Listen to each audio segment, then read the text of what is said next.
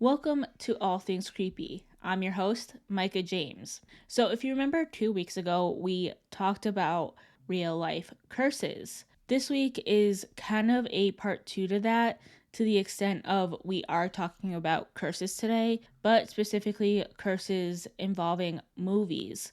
Now, when I say curses involving movies, I don't mean something like that video from Ring. You're not going to die in 7 days if you watch any of these movies. It's more so curses that people believe have affected the cast and crew of various films. So let's dive right in, shall we?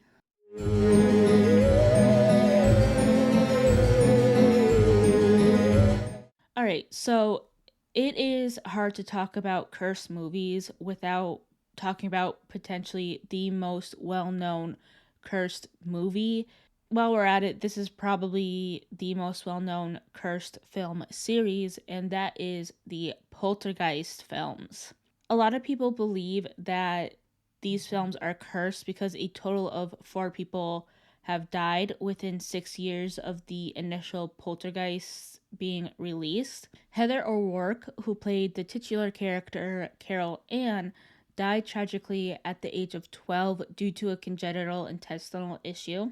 Dominique Dunn, who played Carol Ann's older sister, Dana, was sadly murdered by an abusive boyfriend at the age of 22.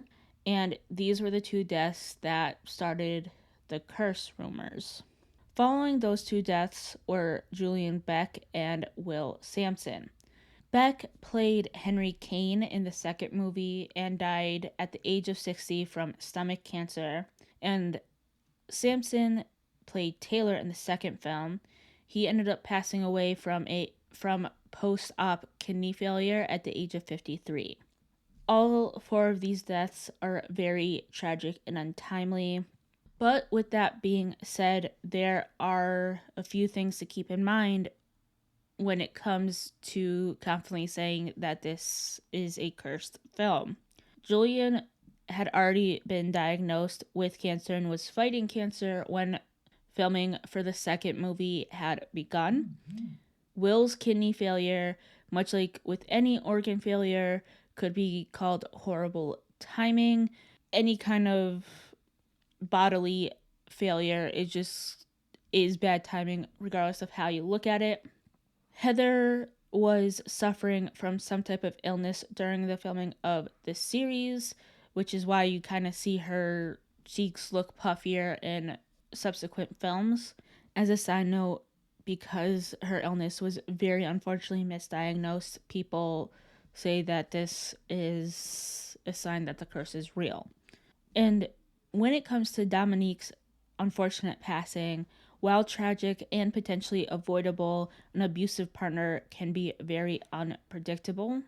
To kind of put the cherry on top that makes this curse questionable is just the fact that it still doesn't explain how other key players of the films weren't affected at all by this curse, and even if they were, why they weren't affected nearly as much as these 4 people.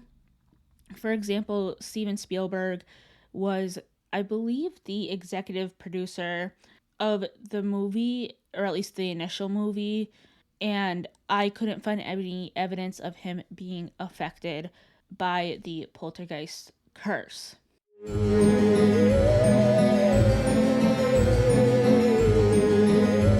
The next film we're talking about is Cannibal Holocaust. This one isn't necessarily cursed in the traditional sense, as there's no human death related to it, nor is there anything necessarily traditionally tragic when surrounding this film. The reason why people may label this one as cursed has more to do with the controversy surrounding this found footage film more than anything else. During filming, there was actual animal cruelty and death on set, and on top of that, the characters in the movie, this is a spoiler, end up getting killed. Not the actors, just the characters. And the director told the actors to go into hiding to make it seem like these characters actually died to make the movie a little more believable. Because the actors did go into hiding after the filming, it led many people to believe that this was an actual snuff film.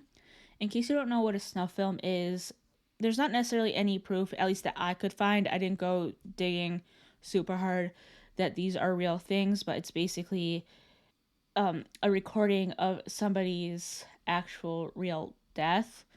So people thought it was a legitimate snuff film. However, because of this, the director did go to trial, and the actors were forced to come out of hiding to prove that the director didn't actually murder them. And from my understanding, it does seem like the director was charged with obscenity and animal cruelty, and the murder charge was dropped as, like I said, the actors came out of hiding to prove that they didn't die, just the characters.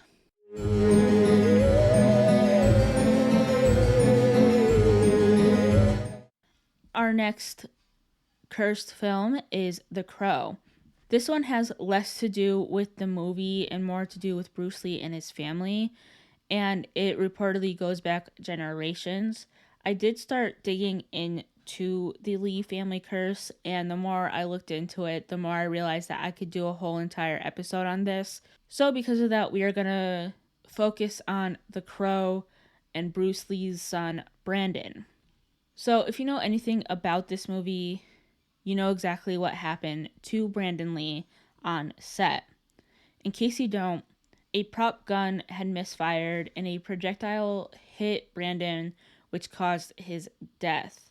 As far as curses go, this one can be easily explained. There was a very little budget, and a lot of corners were cut because of that. To top it all off, there seemed to be a lot of other things going wrong that caused one setback after another. Moral of the story though, don't cut corners when it comes to even prop firearms or any other weapons. That's just one of the things that you just should not be playing around with. We've seen it happen in The Crow, and there are a few other films in which it happened. So it's just, we just saw it recently with Alec Baldwin's film. So don't cut corners on stuff like this. It's not fun for anybody.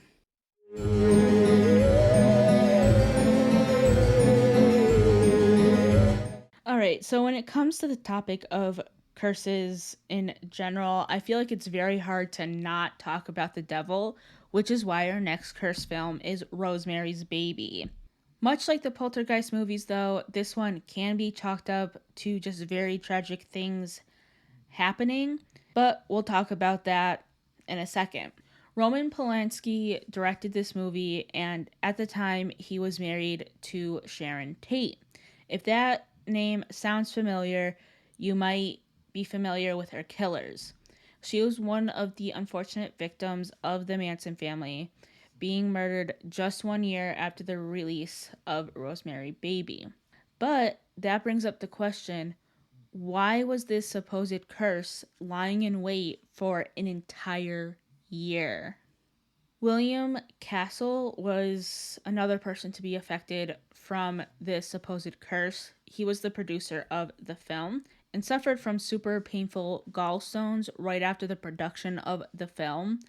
And it ended up getting so bad that he eventually needed to get a series of treatments and surgery. This comes down to the fact that enough people get gallstones that it's hard for me to say that the curse is responsible for this one. And finally, the composer Christoph Kometa unexpectedly died after falling. Castle later wrote a memoir in which he states that Rosemary's Baby is coming true, that witches are after the cast and crew. But the thing is, also much like the Poltergeist movies, this also doesn't necessarily explain how other cast and crew were able to get away relatively unscathed.